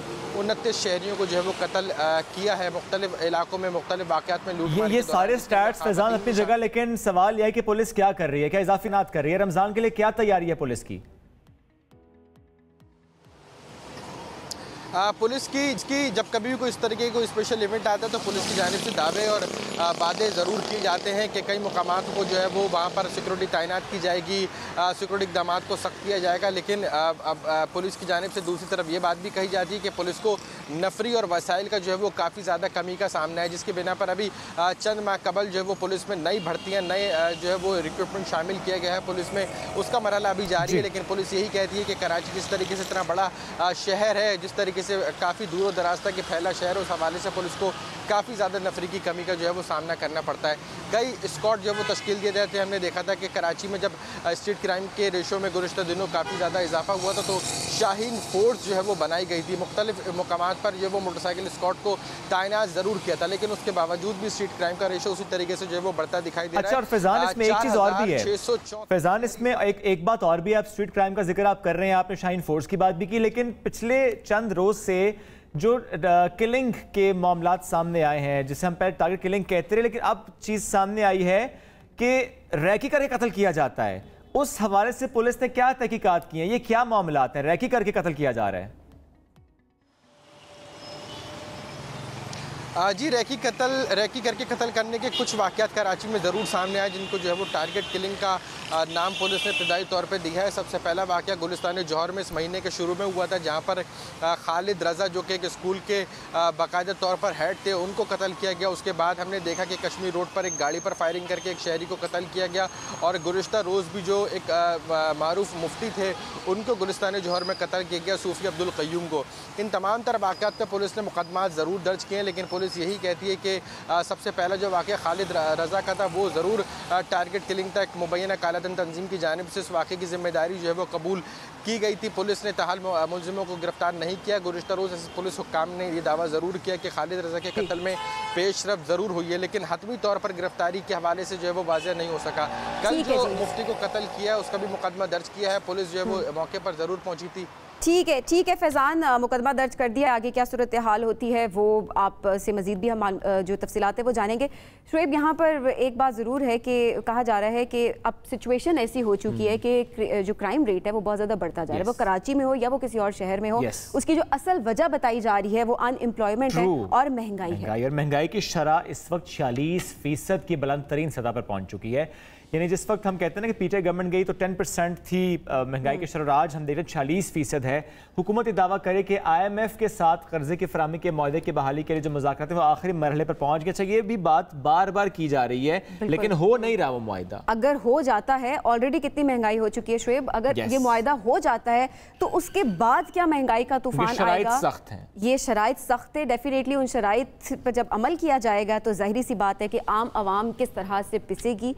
ऑलरेडी जो बर्डन है सबके ऊपर वो किस तरह से मजीद बर्डन क्रिएट किया जाएगा। तो इस सारी सूरत हाल पे बात करते हैं। समाजी कारकुन हमारे साथ जवाद अहमद साहब मौजूद हैं। जवाद साहब, अस्सलाम वालेकुम। वालेकुम सलाम। आप मेरा तारुफ जो है ना वो बराबरी पार्टी के चेयरमैन भी हैं, बिल्कुल सर। हाँ। वो बिल्कुल है, सरबराह भी हैं आप उसके, ये ज़ाहिर है आपका एक तारुफ बिल्कुल है, तारुफ आपके बेशुमार हैं और चूंकि वेरी वोकल अबाउट इट जो इश्यूज हैं। बहुत सीरियस बात होती है कि आप किसी पार्टी के चेयरमैन हो। बिल्कुल, एक सेकेंड, मैं आपको ये बता रहा हूँ कि बहुत सीरियस बात होती है कि आप ऐसी पार्टी के चेयरमैन हो जो आम लोगों की पार्टी हो, जो आम लोगों को लीडर बनाना चाहती हो, जो इस मुल्क का असल मसला है ना। आप दोनों लीडर बन सकते हैं, आप दोनों इलेक्शन नहीं लड़ सकते। आप लड़के देखें, किसी पार्टी के ऑफिस में जाके मुझे दिखाएं कि आपको के अंदर एंटर भी होने दे। आप जितने मर्जी मशहूर हों, इस मुल्क के अंदर जितने मर्जी भी लोग हैं ना जो अपने आप को बड़ी चीज़ समझते हैं, वो इलेक्शन में दाखिल भी नहीं हो सकते। तो इसलिए उनको मालूम ही नहीं है कि सियासत है क्या। और वो जो इमरान खान को, शहबाज शरीफ को या आसिफ ज़रदारी को सपोर्ट करते हैं, उनको इतना नहीं पता कि उनके लिए एक टाके की वैल्यू नहीं है एक आम पाकिस्तानी की। तो इसलिए अगर मेरे तारुफ में अगर आप ये नहीं बताएंगे कि मैं कौन हूँ और मैं क्या किस किस्म की कुर्बानी दे रहा हूँ, और मैं वज़ीर आज़म ना बनने की ख्वाहिश रखते हुए भी, इलेक्शन ना लड़ते हुए भी एक पार्टी बना रहा हूँ जो आम पाकिस्तानियों की है, तो ये बड़ा जरूरी है कि जवाब भाई और पार्टी बना रहा हूँ, आपका नाम होगा पाकिस्तान। नहीं, बिल्कुल आपकी पार्टी पे जरा हम पहले भी बात करते हैं और माशाल्लाह आपने इतना नाम बनाया है, अल्लाह ने आपको इतनी इज्जत दी है, तो आपका हम कहते हैं नाम भी काफी चाहे वो किसी भी करियर में हो, सिंगिंग के करियर में हो, और आवाम के लिए बात करना, वोकल जिस तरह से आप नजर आते हैं आवाम के मसाइल पे बात करते हुए, तो डेफिनेटली वो सारी चीज़ें हमारे सामने और हम उसको अप्रिशिएट भी करते हैं। आज इसी हवाले से आपसे बात करेंगे जवाद साहब के इस वक्त आवाम शदीद महंगाई का सामना करी है। हुकूमत को भी जो हुकूमत है वो कहती है कि ये साबका हुकूमत ने इस तरह से कर दिया, तो ये बहरान हमें सामने देखने को मिला। लेकिन अभी हुकूमत क्या कर रही है, इस महंगाई का क्या हल आपको नजर आ रहा है? आप कोई खरबपति अरबपति जो लोग हैं, उनके क्लब जो हैं, जो बने हुए हैं, जो पार्टियां ये तीनों PTI, PMLN और PPP, आप इनसे एक्सपेक्ट करते हैं, उम्मीद करते हैं कि आम लोगों के लिए कुछ करेंगे। ये क्यों करेंगे? क्या ये अपने घरों में अपने मुलाजमों के बच्चों को उन्हीं स्कूलों में भेजते हैं जिन स्कूलों में अपने बच्चों को भेजते हैं? क्या ये अपना इलाज जो जिस अस्पताल से कराते हैं उसी अस्पताल से अपने मुलाजमों के बच्चों के इलाज कराते हैं?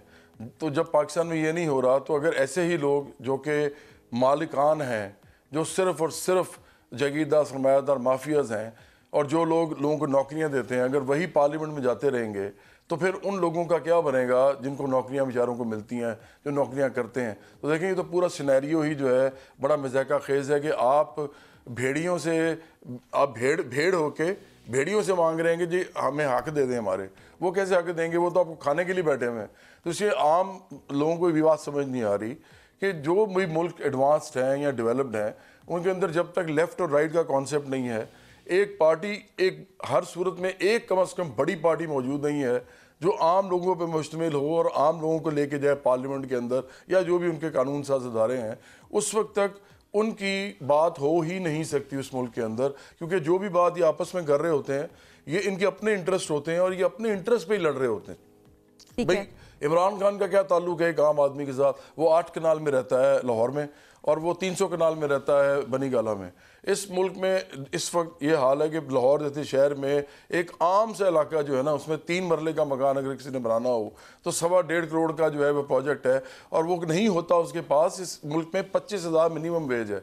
25,000 मिनिमम वेज का मतलब ये है कि 20,000 भी नहीं मिलती, कई दफ़ा 18,000 भी नहीं मिलती लोगों के पास एम्प्लॉयमेंट ही नहीं है।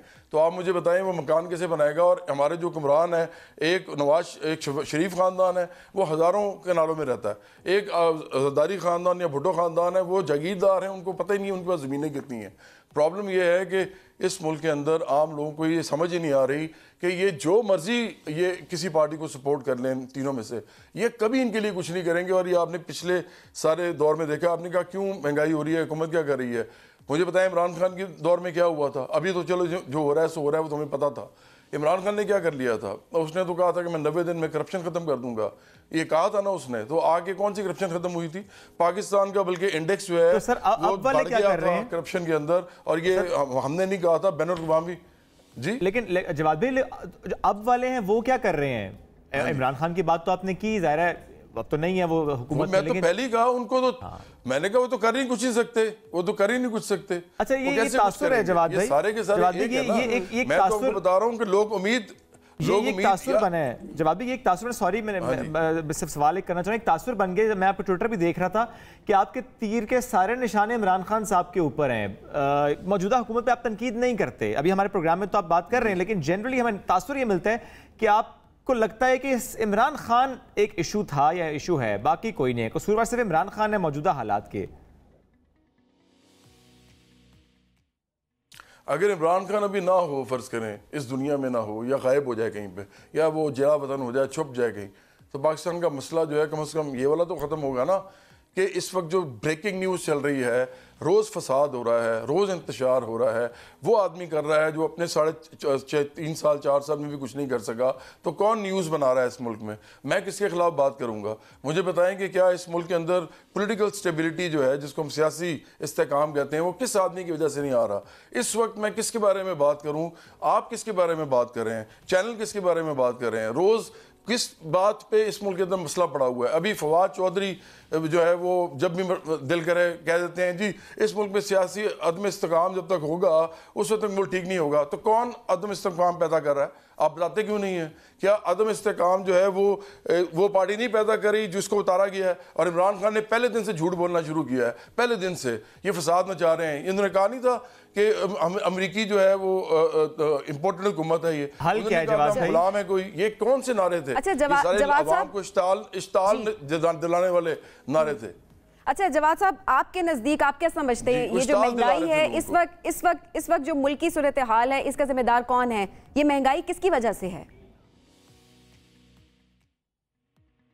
ये सारों की वजह से है। ये अभी तो नहीं हुई, ये शहबाज शरीफ वगैरह को तो पता ही कुछ नहीं था। जागदार आके कहते हैं और जनाब वो खुदा ने इस मुल्क को चलाना है, वो खुदा पे डाल दिया। इमरान खान आके में बता रहे हैं कि ला इलाहा इल्लल्लाह पढ़ेंगे तो आप ठीक हो जाएंगे। मतलब जो मुस्लिम नून के, पीपल्स पार्टी के, बराबरी पार्टी के लोग हैं जो रोज़ नकवी नमाज पढ़ते हैं या ला इलाहा इल्लल्लाह पढ़ते हैं या इय्याका नअबुदु व इय्याका नस्तईन पढ़ते हैं, लेकिन उनकी वो ठीक नहीं है, आपकी ठीक है सिर्फ क्योंकि आप पढ़ रहे हैं। ये सब ड्रामेबाजी है, ये सब मज़हब यूज़ कर रहे हैं। सब ने महंगाई में साइड डाला है। आपको मालूम है कि इमरान खान ने जाते हुए ये किया था कि उसने पेट्रोल पे सब्सिडी दी थी इस मुल्क के अंदर। वो जब दी थी उस टाइम पे IMF ने कहा था कि ये चीज़ ठीक नहीं कर रहे आप। और इसने क्यों दी थी? क्योंकि इलेक्शन आने वाले थे। अब उसके बाद क्या हुआ? ये भी होता तो ये होता जो हो रहा है इस वक्त, और ये चलता रहेगा जब तक आम लोग इस मुल्क में हुकूमत नहीं करेंगे। ये ऐसे ही चलता रहेगा। जब आम लोग आएंगे ना, सबसे पहले वो लैंड रिफॉर्म्स करेंगे। अब लैंड रिफॉर्म्स का मतलब ही बड़ा खौफनाक है। इंडिया ने, जैसे इंडिया आज़ाद हुआ था ना, इंडिया जब 1947 में उन्होंने लैंड रिफॉर्म्स कर दिए थे आते ही, पाकिस्तान ने नहीं किए। पाकिस्तान ने अपने जागीरदार, सरमायादार, इनको अपने सर पे बिठा के रखे आज तक पॉलिटिकल अरीना में। तो इस मुल्क के अंदर ये कौन करेगा? ये आम लोग करेंगे। तो सर वो आम लोगों की पार्टी, बराबरी पार्टी तैयार है इंतखाबात के लिए? सर आम आदमी की पार्टी, बराबरी पार्टी, यार हम तो अक्टूबर के लिए तैयार हैं भाई। ठीक है, अक्टूबर के लिए तैयार है। बहुत शुक्रिया चेयरमैन बराबरी पार्टी जवाद अहमद साहब साथ मौजूद से गुफ्तगू कर रहे थे। नाज़रीन,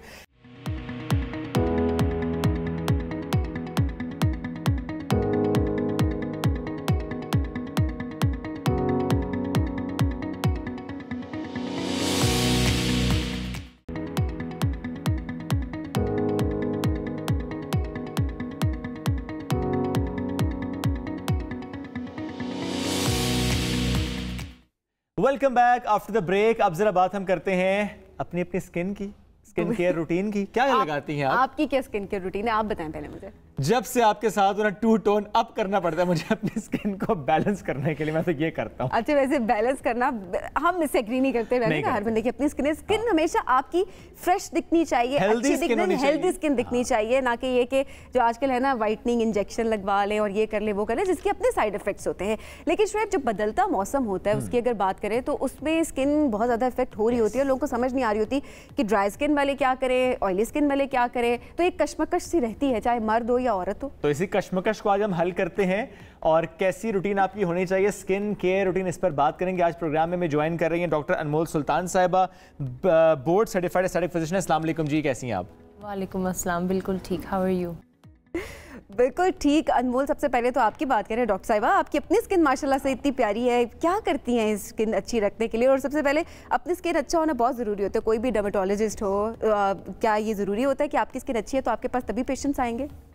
नॉट नेसेसरली। मुझे लगता है कि जब आपको नॉलेज होती है, and that can be anybody, जब आपको नॉलेज होती है कि घर पे करना क्या है, किस तरह करना है, anybody can maintain good skin. अच्छा, जैसे अभी सबीन ने भी डॉक्टर साहब जिक्र किया कि जब मौसम बदलता है तो स्किन केयर रूटीन भी बदल जाती है और हर इलाके के लोगों की स्किन केयर टाइप मुख्तलिफ है। कराची की अलग है, गिलगित वालों की अलग है। तो ये बताइए कि इस वक्त जो मौसम बदल रहा है, हमारी स्किन की बेसिक केयर क्या होनी चाहिए?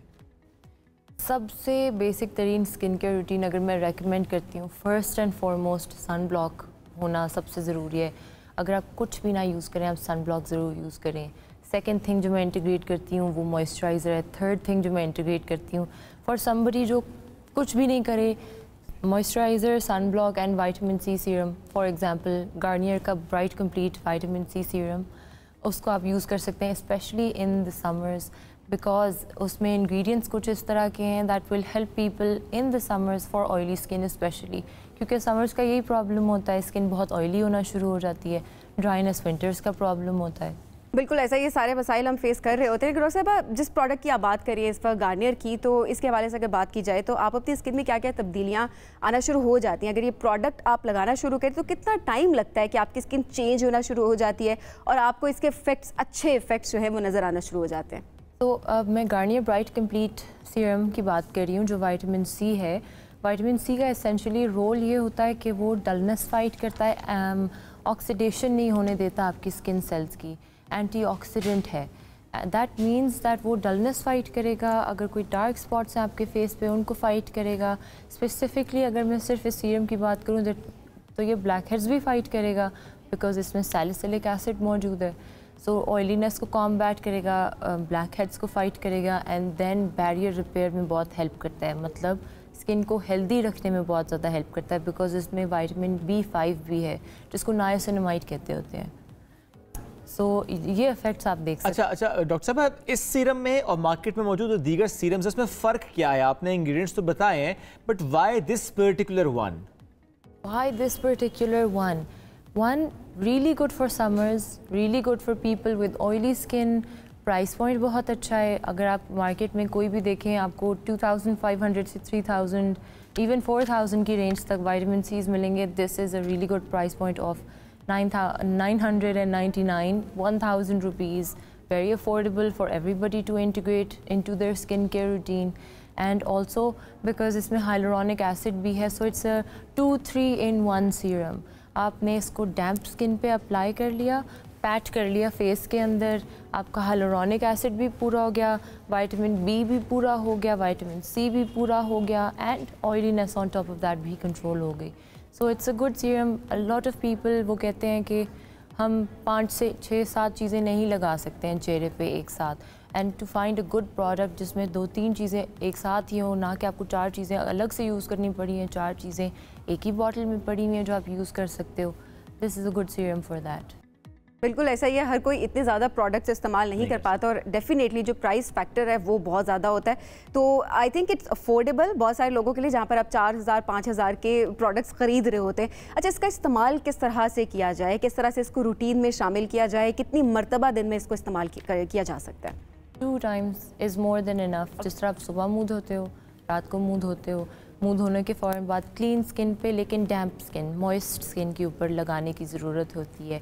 वाई? क्योंकि इसमें हाइलुरोनिक एसिड है। हाइलुरोनिक एसिड का एक molecule 1000 times its weight in water hold कर सकता है।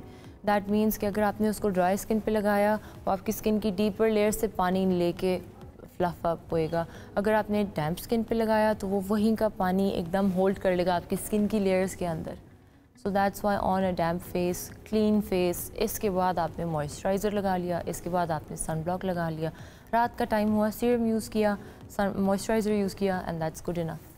अच्छा, कोई भी प्रोडक्ट डॉक्टर साहबा आपको सूट करता है या नहीं करता है, इसका फैसला चंद दिन में हो जाता है ना कि आपको सूट कर रहा है नहीं कर रहा। अब ये जो सीरम की हम बात कर रहे हैं, इसका कितने दिनों में पता चलता है कि अच्छा सूट कर रहा है, suitable for your skin type? Ideally 3 days अगर आप ऑन एंड ऑफ यूज़ करो, specially for this specific serum, Garnier vitamin C serum, तो they claim that you can see results in 3 days and if you are using it properly. But ideally vitamin C serum 2 to 4 weeks में आपको proper result दिखाता है। Any product, don't think about कि ये suit कर रहा है या नहीं कर रहा। 2 weeks तो मिनिमम है, 4 weeks के बाद जाके ज़्यादा समझ आना शुरू होती है। अच्छा डॉक्टर साहब, सीरम ही क्यों? अब हम देखें विटामिन सी की और भी तो सोर्सेज हैं, जिस तरह से आप उसको खा भी सकते हैं, इंजेक्शंस भी लगवा सकते हैं, लेकिन फिर सीरम के फॉर्म में ही क्यों विटामिन सी? ओरल बहुत अच्छी चीज़ है, आईवी उससे भी ज़्यादा अच्छी चीज़ है। सीरम आपके फेस को टारगेट कर रहा है डायरेक्टली। ओरली आईवी जो आप लगवाएंगे वो फुल बॉडी को टारगेट करता है। Yes, it's a really good thing for your health, for your immunity. लेकिन जब हम फेस की बात कर रहे हैं तो फेस पर डायरेक्टली सीरम अप्लाई करना, क्रीम्स की कंसिस्टेंसी थिक होती है, सीरम्स की कंसिस्टेंसी बहुत थिन होती है। They are easily able to penetrate into the skin and give more results. मैं अपने सारे एक्टिव्स कोशिश करती हूँ कि सीरम फॉर्म में ही दूँ। क्रीम्स एंड सन ब्लॉक्स बहुत सिंपल होने चाहिए। एक्टिव्स या चीज़ें जो एक्चुअली रिजल्ट प्रोड्यूस करती हैं स्किन में, वो सीरम फॉर्म में होनी चाहिए। ठीक है, ठीक है। अच्छा डॉक्टर साहिबा, अगर कुछ लोगों की बात की जाए तो वो कहते हैं कि हमारी स्किन बहुत ज़्यादा ड्राई है, तो अगर वो सीरम अप्लाई करते हैं उस ड्राई स्किन के ऊपर तो वो कहते हैं कि हमें बहुत ज़्यादा इरिटेशन शुरू हो जाती है और फ़ौरन अप्लाई करने के बाद उनकी स्किन एक तरह से मुतासिर होना शुरू हो जाती है। तो उन लोगों को क्या करना चाहिए जिनकी स्किन ड्राई है या ओवर सेंसिटिव उनकी स्किन है? क्या उनके लिए सीरम फ़ायदेमंद है या उनको और सोर्सेज की तरफ जाना चाहिए? विटामिन सी क्योंकि थोड़ा सा इरिटेटिंग फॉर सम पीपल हो सकता है, specially people with very sensitive skin. So I don't recommend कि आप डाइव करें सीधा इस तरह के प्रोडक्ट के अंदर। Use it a little bit at a time. If your skin is tolerating it, बर्दाश्त हो रहा है, कोई इरिटेशन नहीं हो रही, कोई रेडनेस नहीं हो रही, थोड़ा थोड़ा बिल्डअप करना शुरू कर दें। हो रही है दैन आई वुड रेकमेंड थोड़ा सा अपनी क्रीम में या मॉइस्चराइज़र में ही मिक्स करके आपने लगाना शुरू कर दिया, सो दैट आहिस्ता आहिस्ता आपकी skin use to how to hold and handle this product, and then आप डायरेक्ट ऑन द स्किन भी स्टार्ट कर सकते हैं। अच्छा डॉक्टर साहब, आपने कहा दिन में 2 बार इस्तेमाल करना चाहिए, तो एक तो बताएं कब इस्तेमाल नहीं करना चाहिए, और क्या ये मेकअप से पहले प्राइमर के तौर पे हम इस्तेमाल कर सकते हैं, और किसी स्पेसिफिक प्रोडक्ट के साथ इस्तेमाल करने से नुकसान हो सकता है? किस प्रोडक्ट के साथ नहीं लगाना, that can be a retinoid. Retinol या विटामिन ए वाले प्रोडक्ट्स हों, विटामिन सी और रेटिनॉल्स आपस में क्लैश करते हैं, उस टाइम पे आपने नहीं यूज़ करना। Retinoid is not something that everybody is using, और कोई आम स्किन केयर रूटीन में नहीं यूज़ करता। प्रिस्क्राइब की गई हो नॉर्मली तभी यूज़ कर रहे होते हैं लोग, लेकिन ये ओवर द काउंटर है। There is no other time कि मैं कहूँ कि you can not use this product. In the mornings much more necessary than at night. Both times पे यूज़ करेंगे जल्दी रिजल्ट आएगा, बेहतर रिजल्ट आएगा, पर in the mornings absolutely. Why? क्योंकि विटामिन सी सीरम आपके स्किन सेल्स को स्टेबलाइज करता है। जो यूवी रेज़ हैं, जो सन की रेज़ हैं, जो आपको नज़र नहीं आ रही हैं, this is not light, this is invisible, तो वो आपको वो स्किन सेल्स को ब्रेक डाउन करती हैं। इट्स नॉट जस्ट कि वो स्किन काली कर रही हैं, वो फाइन लाइंस ला रही हैं, स्किन पतली कर रही हैं, रिंकल्स ला रही हैं, everything, which is why sunblock is important. But sunblock को help करने में विटामिन सी सीरम आ जाता है साथ ही, बिकॉज वो थोड़ा और स्टेबलाइज कर देता है आपके स्किन सेल्स को कि वो ऑक्सीडेटिव स्ट्रेस में ना जाए, एंड देन सनब्लॉक ऊपर से प्रोटेक्ट करता है। सनब्लॉक को I would say definitely use it with the vitamin C serum और regularly, in any case sunblock should be used. बिल्कुल ऐसे डॉक्टर साहब, वो तमाम लोग जो कि कुछ भी अफोर्ड नहीं कर पाते या उनकी रूटीन इतनी ज़्यादा हेक्टिक होती है कि बाज़ों का तब अपनी स्किन का ख्याल नहीं रख पा रहे होते, तो वो अगर एक सीरम ही यूज़ कर लें या सनब्लॉक का इस्तेमाल कर लें तो वही उनकी स्किन के लिए काफ़ी है। बहुत शुक्रिया, आपने प्रोग्राम में हमें ज्वाइन किया। शुएब, आपको मेकअप का बहुत पता है वैसे। आपको मेकअप जब हो रहा था मैं देख रहा होता हूं। इस बहस में नहीं पड़ते, ब्रेक लेते हैं, वापस आते हैं।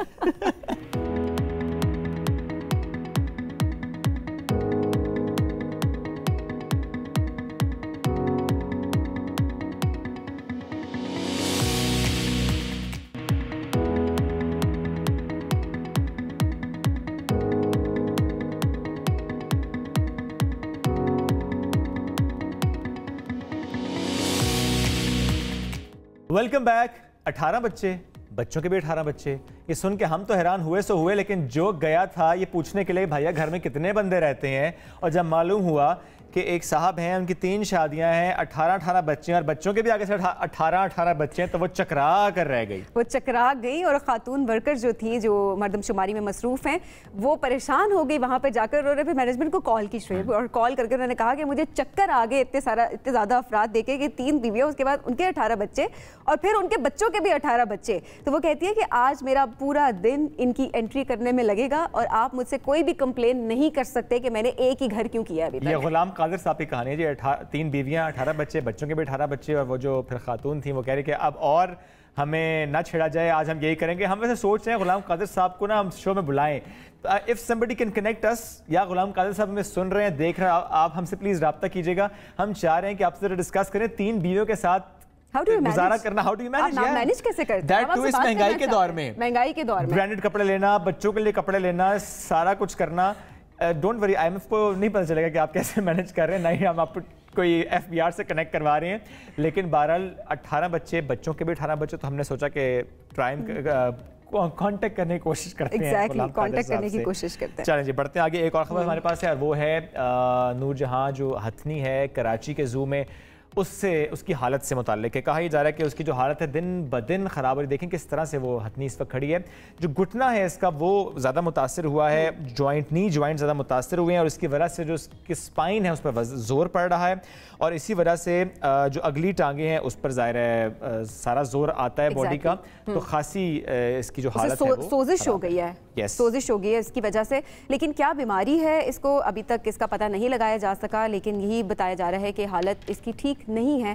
अफसोस ही क्या जा सकता है इस वक्त शुएब, जिस तरह से हम पिक्चर भी देख रहे हैं कि कितनी मुश्किल में, और ये भी कहा जा रहा है कि ये मेंटल डिस्ट्रेस में भी हैं। बिल्कुल 17 साल इसकी उम्र है, और इसकी हालत जो है वो खासी तशवीशनाक है। और जो वफाकी हुकूमत है उनकी तरफ से भी कहा गया कि हम मदद करना चाहते हैं। तो लेट्स सी जी इस मामले को कैसे टेकअप किया जाता है, इसकी हेल्थ को लेकर कि किस तरह से उसकी हेल्थ बेहतर की जा सकती है। ज़ाहिर है कुछ इंटरवेंशन शायद करनी पड़ेंगी for her health, and we wish and hope कि चीज़ें बेहतरी की तरफ जाएं। बढ़ते हैं आगे। एक और खबर हमारे पास है, सीधी खबर है हमारे पास, जलेबी की तरह। सीधी खबर है जलेबी की तरह, लेकिन वो खुद जलेबी की तरह सीधे नहीं है, वो जलेबी की तरह ही सीधे हैं। बल्कि कभी आप उनको शरारतें करते देखेंगे ग्राउंड में, कभी आप उनको डांस स्टेप्स करते देखेंगे। आज देखिए जी जलेबियां बनाते हुए हसन अली को हम देख सकते हैं, जलेबी बना रहे हैं और इतनी महारत से, और सुबह बहुत अच्छी कह भी रहे हैं आजो भाइयों जलेबी खा लो, बना भी रहे हैं और बेच भी रहे हैं। बिल्कुल ऐसे हो कह रहे हैं, आजो बच्चों आजो भाइयों मेरी जलेबियां बड़ी मीठियां, बड़ी मीठियां। एग्जैक्टली। अच्छा वैसे ये बड़ी इनकी डिफरेंट सी पर्सनालिटी है हसन की भी, अगर देखें तो हमेशा शुगल मस्ती, जो कि एक अच्छी बात है, लाइवली इंसान है। चलें जी, ये तो एक क्रिकेटर की बात हुई, तो एक और क्रिकेटर की बात हम कर लेते हैं। कौमी क्रिकेट टीम में कप्तान बाबर आजम पाकिस्तान के लिए नुमायां कारकर्दगी दिखाने पर मुल्क के आला सिविल एजाज से इनको कल नवाजा जाएगा। 23 मार्च यानी कल यौम पाकिस्तान की तकरीब के मौके पर सितारे इम्तियाज इनको दिया जाएगा। 28 साल बाबर आजम ये एजाज़ हासिल करने वाले कम उम्र तरीन खिलाड़ी हैं, और इनसे कबल साबिक कप्तान सरफराज अहमद को सितारे इम्तियाज से नवाजा गया था, वो सबसे कम उम्र तरीन पाकिस्तानी क्रिकेटर। और इसके साथ साथ हमने सोचा कि ज़रा शेयर ज़रूर कर दें कि अभी उस फहरिस्त में एक इजाफा हो चुका है। बिल्कुल जी, बाबर आजम आपको बहुत बहुत मुबारक हो हमारी पूरी टीम की तरफ से भी, क्योंकि बहुत खुशी होती है जब हमारे चेहरों पर इतनी खुशियाँ बिखेरते हैं। तो हमने सोचा कि क्यों ना जो है ये खबर भी शामिल की जाए, आप भी खुश हैं, आपकी फैमिली, पूरा पाकिस्तान खुश है। चलें जी, कांग्रेचुलेशन हम पहले से कहते हैं, बिकॉज वो फहरिस्त सामने आ जाती है, एजाज़ कर दिया जाएगा। अब कल ये एजाज़ की खबर हम सुबह 10 बजे आपको देंगे या कि शाम 4:30 बजे देंगे, इसका फैसला आज पेशावर ने करना है। यानी रोयत हिलाल कमेटी ने फैसला करना है कि सुबह से आगे कब होगा, कल मॉर्निंग शो होगा या कि रमज़ान ट्रांसमिशन 4:30 बजे से होगी। तो लेट्स सी जी, आज निगाहें रुयत हिलाल कमेटी के ऐलान या की आप जानिब हमें है। सुबह से आगे में सुबह 10:03 पे देखेंगे, या आप हमें शाम को 4:30 बजे रमजान और हमारी हम न्यूज़ की रमजान ट्रांसमिशन में देखेंगे। चलें, मुलाकात करेंगे इंशाल्लाह कल। वक्त का तयन शाम को करेंगे, मुलाकात बहरहाल कल जरूर होगी। अपना ख्याल रखें, दुआ में याद रखिए। अल्लाह हाफिज।